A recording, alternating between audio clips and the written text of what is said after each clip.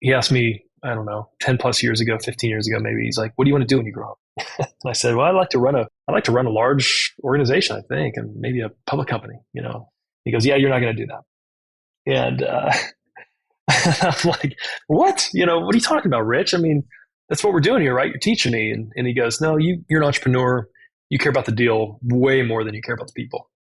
And if you want to build something of value and something that is more than just what you're capable of doing on your own, well, then you're going to have to care about people as much or more than you care about the deal. Every week here on More Than Profit, we explore the stories of leaders, entrepreneurs, and investors who have made a difference in the world while building successful businesses. We sit down with each guest and dive into their personal journey, their struggles and triumphs, and the lessons they've learned along the way. On this episode, we sit down with Kyle Brown, President and Chief Investment Officer of Trinity Capital. Having funded some of the world's most innovative startup companies, Trinity is the partner of choice for venture-backed technology startups wanting an experienced partner to help strengthen their financial position while preserving equity. But before the success, Kyle built and lost 2 companies, and despite these setbacks at an early age, Kyle was able to always see opportunities in every moment of chaos. Kyle lives life choosing to do hard things and to inspire those around him to see opportunity where others see tragedy. Their company value of uncommon care is a unique attribute that sets Kyle apart as a leader and has allowed him to preserve and build something that is both special and world-changing.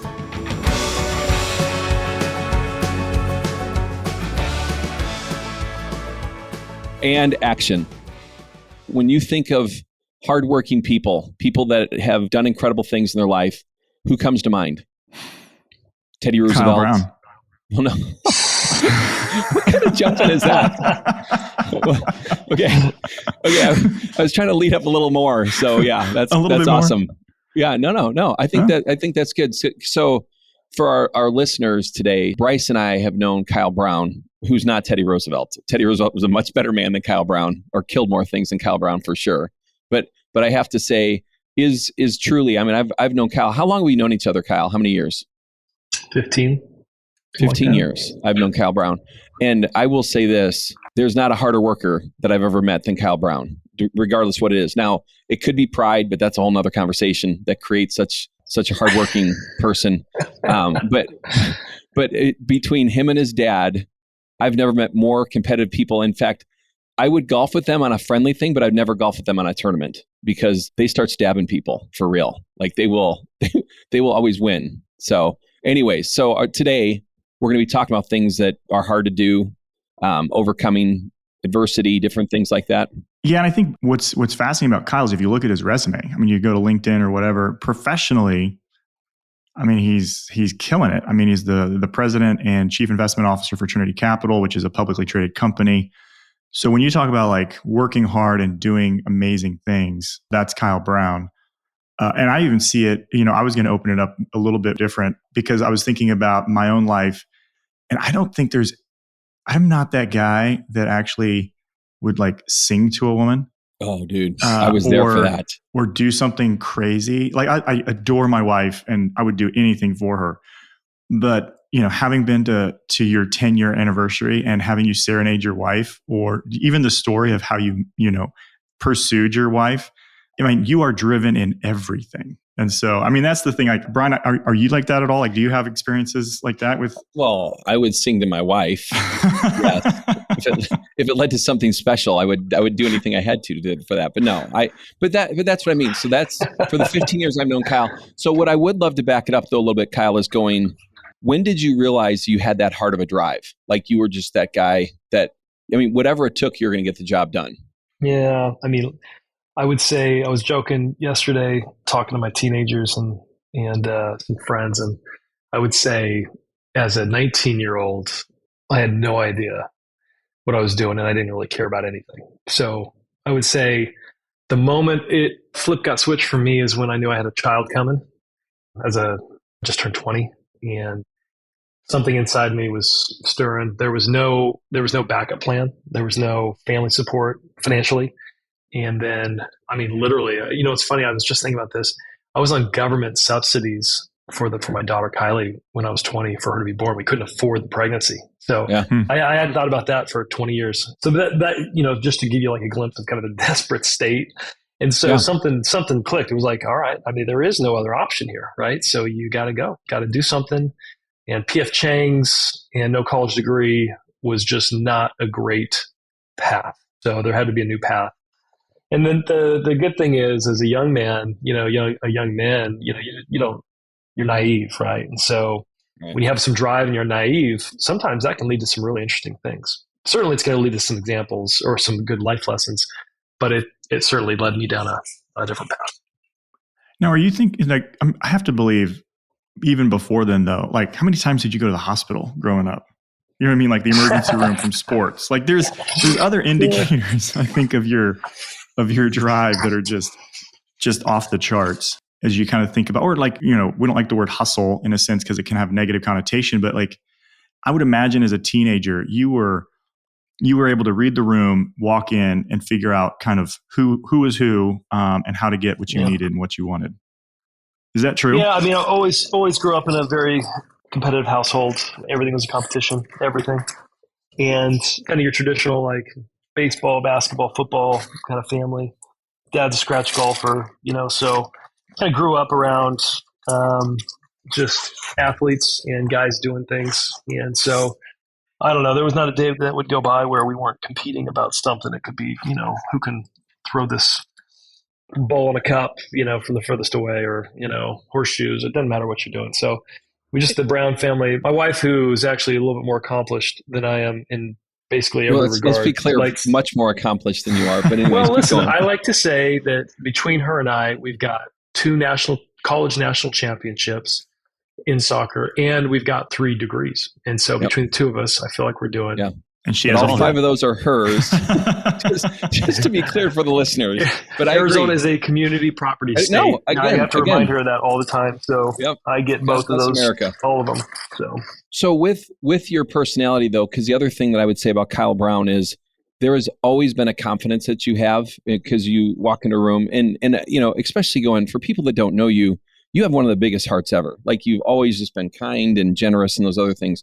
But there is a swagger that Kyle Brown always brings to a situation where you are, because I know you well enough going, I know there's times you're afraid, but I just never see you, like you just never show fear. Like my wife says that's arrogance, but I like to think of it as confidence as well. I think there's probably a level of arrogance, although I have to say over the last 15 years and the kindness of having 5 children, you do become a little more humble. And the thing I always say to people is, your spouse is the one that makes you. And I would say Amy Brown makes you, because it's that thing going, she is so unimpressed with you, but she loves you so much, which to me is that beautiful, beautiful thing. Yeah. She made me work pretty hard for that. So was the competitive environment when you grew up in, was that ever hard for you? Because I know in my family, we moved around a lot and it was great for me, but my sister and my brother, it really impacted them. So was it something that it just naturally, and it was always just fine, you just gravitated towards kind of the constant competition and the frenetic kind of pace of that? I don't really remember being a negative thing. I have a mother and father who are still together and who are always incredibly supportive. And so there was always definitely a push to exceed and do well. And we were always trying to win the championship, whether it was the baseball team or the basketball team or the flag football or whatever it was. The goal was to win.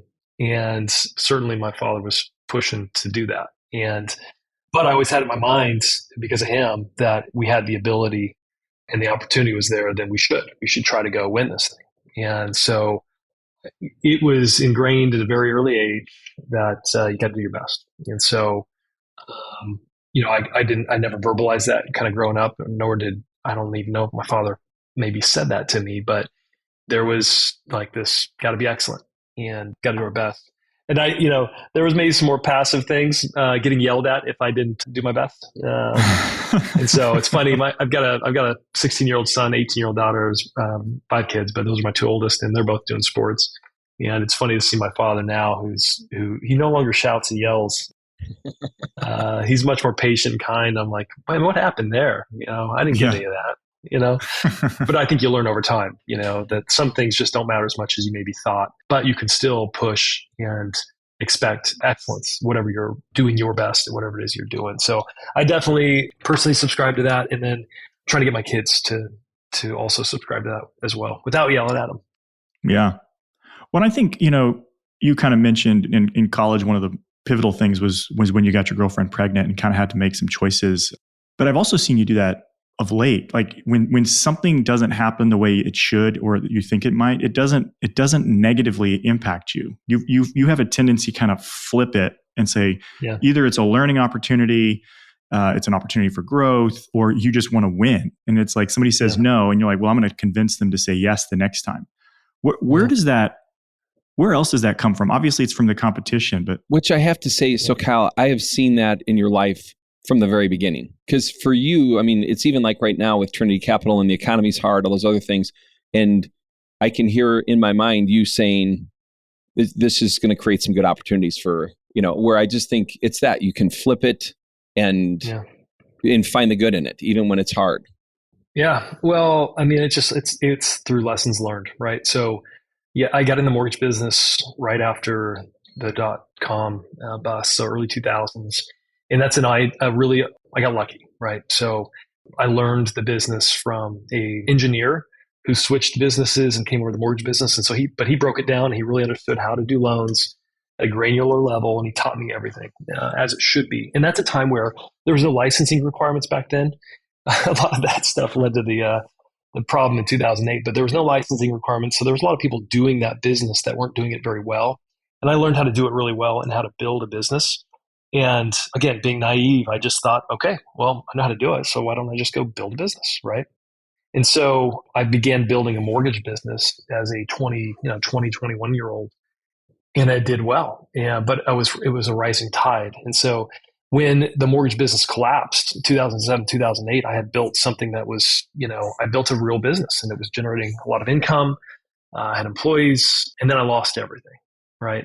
Everybody in the mortgage business lost everything. And so, perspective is the answer to your question. And the first lesson I learned was, I had built a business. I was doing a lot of loans. I was getting into private financing where I had borrowers who they needed money tomorrow, to flip homes. We call it hard money lending. And I had figured out a way to raise some money from some people. Again, not really knowing what I'm doing. I just knew that I needed money tomorrow. And so I found some high net worth people who would give me money, and then I would lend it out at higher than they'd give it to me. And then there would be an arbitrage there that I would make. And so I did enough of that. And then when the crash happened, I did my best, and I pretty much got everybody their money back, but I personally lost everything. And so now coming out of that, and then I would go on to lose everything at least one more time. And it's that perspective and then coming out of it, every time there was a massive event, the 2008 crash, even 2010, 2011, most people don't remember it like this, but there was also a massive event that happened in there where the economy kind of took a dip again, particularly like FHA loan limits changed, and all of a sudden the real estate market crashed again, And then, leading into, the pandemic, et cetera. Now I've been through a series of really awful economic events, but in every one of those situations, when there's chaos, there's also crazy opportunity. The first time when the mortgage collapse happened, my mortgage business was gone. There was no mortgage business anymore, right? But there was suddenly a massive amount of foreclosures and real estate opportunities. And all I knew was that a home that used to cost $300,000 was now $70,000 in Phoenix, Arizona. And I needed to go get it. And I didn't, and I saw that a lot of the loans I was doing were going to sale at auction on the court steps.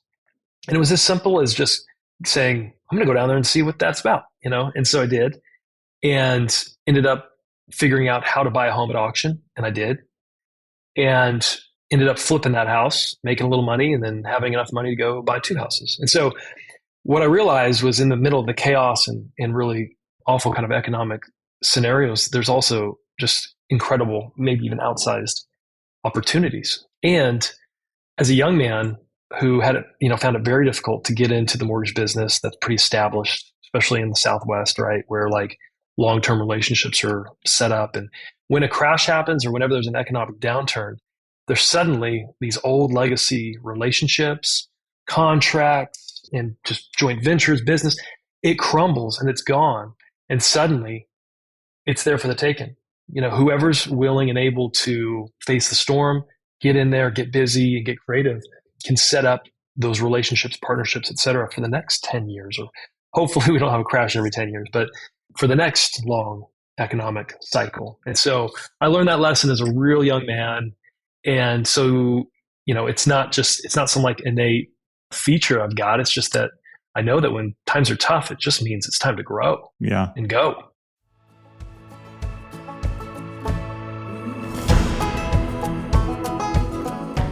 In October of 2015, Jonathan Kumar stood on the street corner in downtown Seattle. He watched a man beg for 20 minutes as not a single car opened a window for him. The man, Edward, stood there painfully seeking diabetes medication for his feet after recently ending up on the street. As person after person passed the man by, Jonathan eventually approached him and had a conversation with him.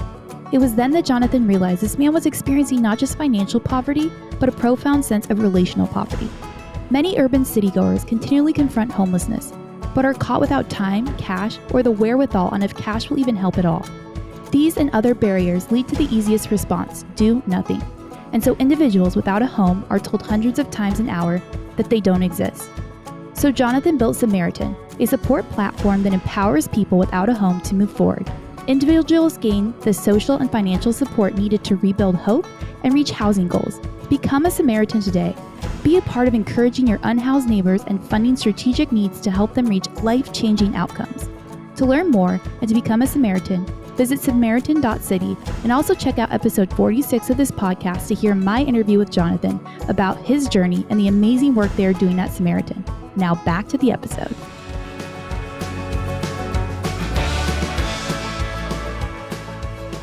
So how do you think that, like, what created that in you that you would see opportunity when there's disaster? Because I just have to say, I've been through all the same bubbles and everything you were. And, I just looked around going, oh my gosh, and watching people panic, and they're not thinking, wait, this is an opportunity, because they're thinking, I just, like you, just lost everything. Now what? Yeah. And they're trying to lick their wounds, where I'm like, you never take a break. You're just like, now what? And then you're going to go. And that's the beautiful thing to Kyle Brown is you did learn. So like when at your peak of buying homes from the court step, I mean, literally ripping them out of poor people's hands, but that's a whole other topic. How many homes did you get? How many homes did you have, or did you buy? It was over a couple thousand. Yeah. We were doing 10 to 20 a day at our peak. Wow. And the goal was, again, it was a combination of naive, maybe you said it before, maybe some pride in there. I mean, I lost everything. So, I got to figure something out, right? So there's also the back up against the wall kind of mentality. Well, and maybe frame it a different way. Like, I think one of the things that, in all of that, well, one, you're a father of 5 kids, right? So thinking about like this quality that you have, this ability to kind of look at chaos and see opportunity. How do you instill that in your children? But then more than that, like you're a great team leader, and you actually love leading people. Like you and I were talking about, I think even just last week, just and then when you're an investor, you got to find entrepreneurs that have kind of a similar appetite. And so what do you do? How do you identify that quality? And how do you nurture that quality? Whether it's your team members, your children, or the entrepreneurs in which you're trying to work with through Trinity Capital. Yeah, I can kind of sum it up as like do hard things, right? So my daughter, 18, just went through LA lifeguard tryouts and then a 9-day like training course, and it's really hard. There's a lot of things you have to overcome. She's from the desert, Phoenix, right? So the ocean is foreign to her, and she ended up in a few scenarios where, like, she didn't on her first try pass the 1,000-meter open ocean swim in a certain amount of time. And, I'm on the phone with her, and it's really emotional, right? I mean, she doesn't want to lose either, and she's about to fail out of this thing. And I'm sitting there as a dad, on one hand, I feel sorry for her, like, oh man, she's crying, she's hurt. On the other hand, I'm like, this is such an incredible opportunity, right? She has to do something so hard. She's got to lean into this really difficult thing, and she's either gonna fail, but she will have tried her best, right? And there's going to be an incredible lesson there. Or she's going to lean into this really hard thing, and she's going to succeed, and she's going to level up mentally, right? And emotionally. So my encouragement to her as she's in tears is like, honey, it's hard. And you're emotional about it because you care about it. This is good. Like, this is so good. And, the end of that story is she leaned into it, barely, finished it. And passed. And not only did she win, like she got the job, but she gained respect from those around her who were like, wow, this is really difficult for her. And then mentally she leveled up, right? Where she's now going, I can do hard things. Like if it's that hard next time, I guess that's okay because I can get through it, right? And so as a father, it's finding those opportunities to kind of teach and let your kids really struggle. And so I don't know that that's necessarily what my father did with me, but I learned those lessons, and now I'm trying to make sure I provide my kids with those same hard lessons and then helping them get through them with encouragement and love, right? And it's not so different from a business perspective. Yeah, that's what I was going to ask, because like you would say it's not that much different, but I do think there is a fear of failure oftentimes in corporate America, and which is one of the reasons I love kind of your trajectory, if you will, of your career, because you didn't do the normal route. You don't have the normal pedigree. And so you can kind of build the business differently in a way that you see the world. Because I would say that's actually not normal business. Because I would imagine in most companies, there is not freedom to kind of do hard things, because do hard things, you might fail. And if I fail, I lose my job. So at Trinity Capital and kind of how you think about teams and developing people, what does that look like in allowing your team members to do hard things when at the end of the day, it could impact, your business's bottom line? In a sense. Yeah. So you're right. I do not have any kind of like corporate background or expectations. I read a lot. And so I know I've learned from others there. I've got a couple of mentors who ran some larger corporations and board members as well. But, I guess when we were thinking about what do we want to build here, people are going to be the most important thing. And that is different, certainly for a finance company. That is different. We've got 6 core values, and one of them is uncommon care. And the way we define that is we value our people and partners beyond the direct and immediate business benefit they provide. So it's not some quid pro quo exchange, right? Like we are going to, as an organization and leadership, care about our people above and beyond even their input, right? And the idea being that we're going to make investments in these people, and we're going to keep investing in them so long as they're willing to receive it, to see them achieve just their maximum capability and capacity. And that's something we just believe in. And something I get just super excited about. I had one of my mentors ran a company called Avnet, which is one of the largest employers and businesses in Arizona. I've known him for a long, long time. And he asked me, I don't know, 10 plus years ago, 15 years ago, maybe, he's like, what do you want to do when you grow up? And I said, well, I'd like to run a large organization, I think, and maybe a public company, He goes, yeah, you're not going to do that. And I'm like, what? What are you talking about, Rich? I mean, that's what we're doing here, right? You're teaching me. And he goes, no, you're an entrepreneur. You care about the deal way more than you care about the people.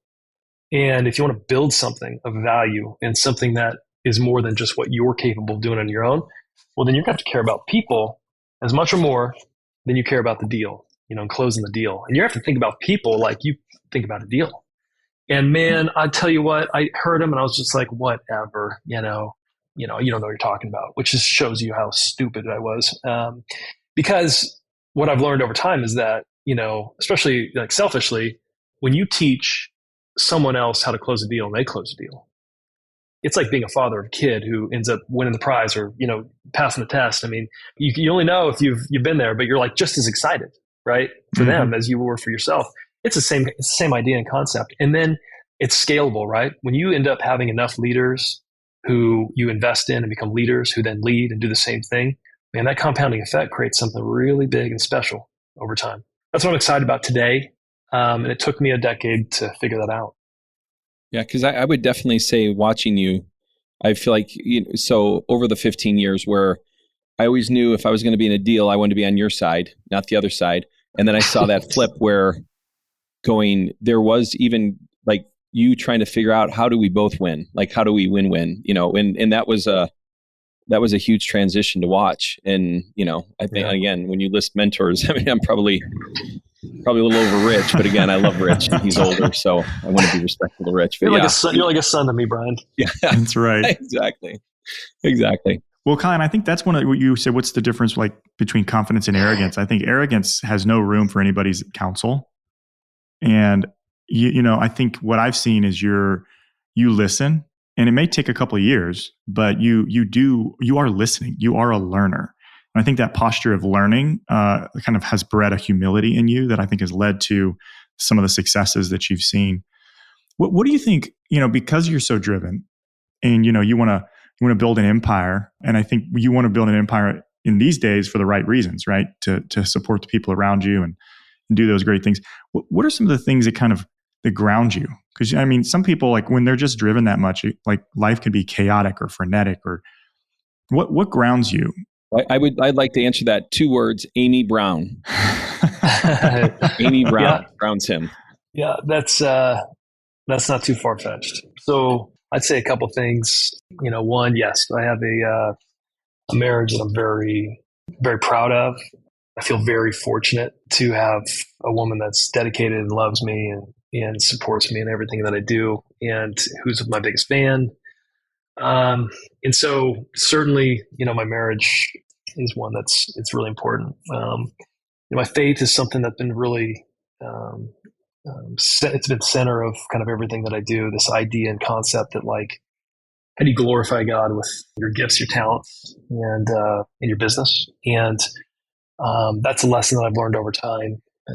Having lost a couple, businesses, and you realize pretty quick that if you have all of your worth, all your significance wrapped into the what you do, you're getting set up for some really difficult times, because life's a roller coaster. Business is a roller coaster. There's going to be highs, there's going to be lows, and I have gone on that roller coaster up, and I've gone on it down to the point where it crashed, right? And that's not a good place to have your significance. And so my faith has been a big, important part of business building and personal development as well. And then I think that, for me, it's shifted a little bit towards being a leader in my community with my peer group, friends, et cetera. And, I think you get to a certain point where when your significance is not just baked into the what you do anymore, you can kind of spread that out to some other things that really do matter, like your community, like your city, and you can think a little bit bigger than and outside of just yourself. And so I really do care about my community, my neighbors, my friends, and my city. And this idea that I've got gifts and talents, certainly have some opportunity. How do I do this to benefit all those people and my family and et cetera? So these are things I'm learning still. And I'm still, Bryce, you and I were just talking the other day. I went on a sabbatical, 30 days of no work, almost no work. I did, when my wife and kids were asleep, I did check in a couple times.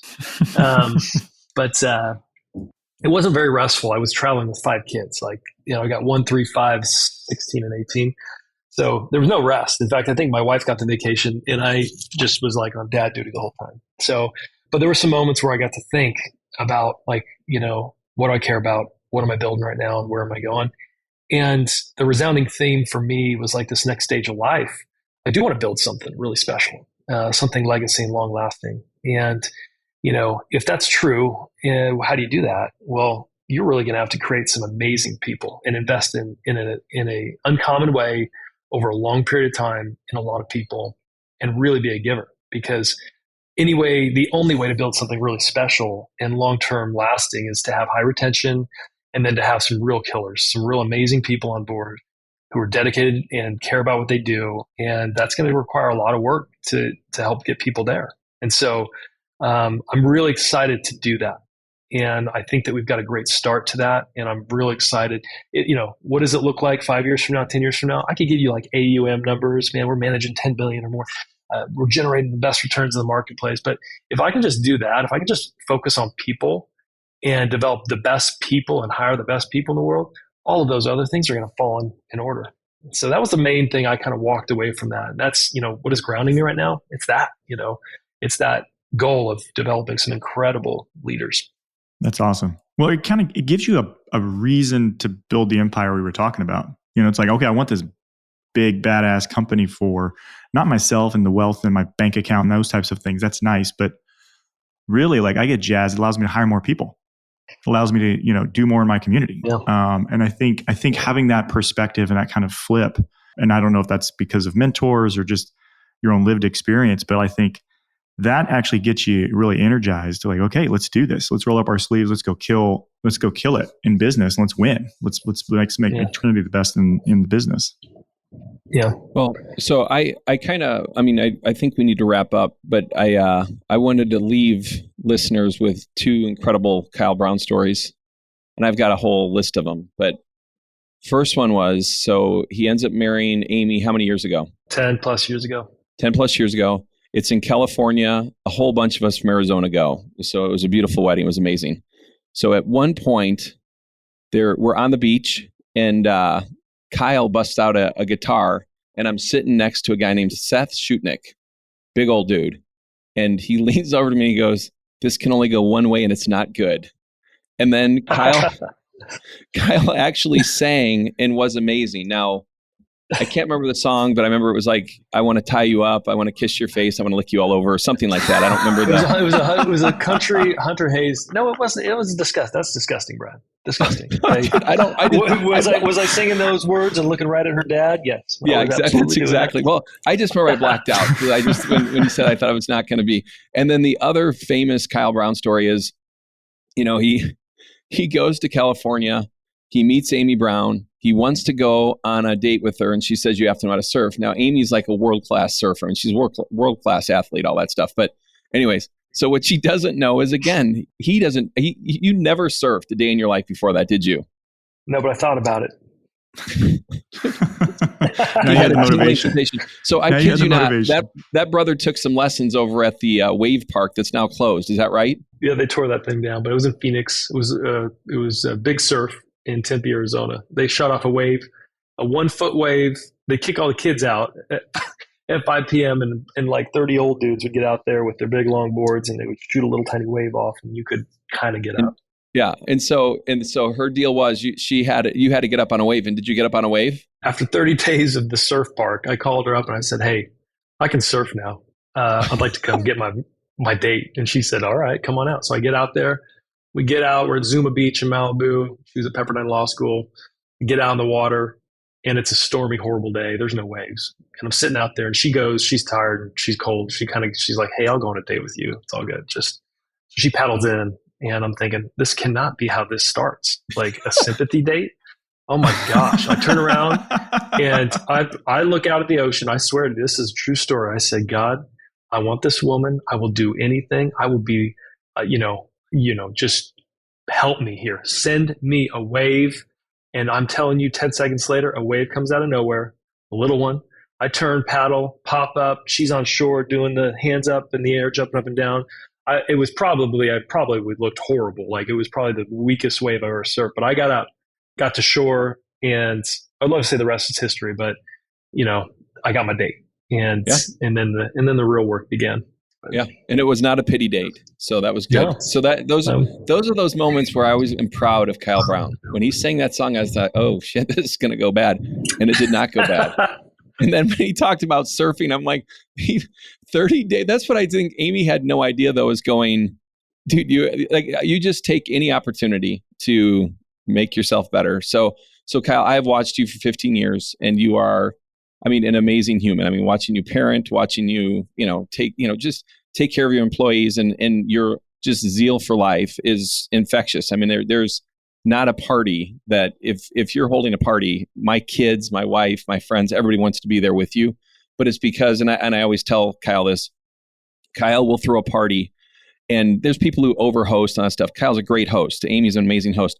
But Kyle Brown will have more fun at his own party because he just gets lost in the moment with a bunch of people. So I just go, all that's a gift. So again, I'm very grateful you are in our lives, and I don't know what I'd do without you. So it's the nicest thing you've ever said to me, Brian. I hope this is recorded so I can listen to it later. Bryce gave me $100 if I said something nice at the end, and I try to struggle. So yeah.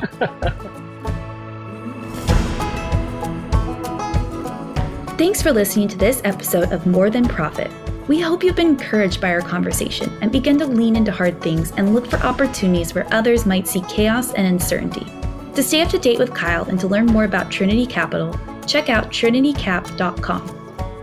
To stay up to date with More Than Profit, make sure to subscribe wherever you get your podcasts. And while you're there, drop us a review so others can find us as well. Don't forget to check out our new website at morethanprofit.fm, where we have additional content and past episodes. And we'll be posting some exciting news about upcoming live More Than Profit events. You can also learn more about what's ahead by following us on Twitter at listen_MTP. More Than Profit is a production of Access Ventures and is hosted by Bryce Butler and Brian McKay. Our executive producer is Crystal Escoval and our associate producer is Bryn McKay. Audio production assistance is provided by Resonate Recording. Our theme song today was No Man's Land by Slapstorm. I'm Bryn McKay and you've been listening to More Than Profit.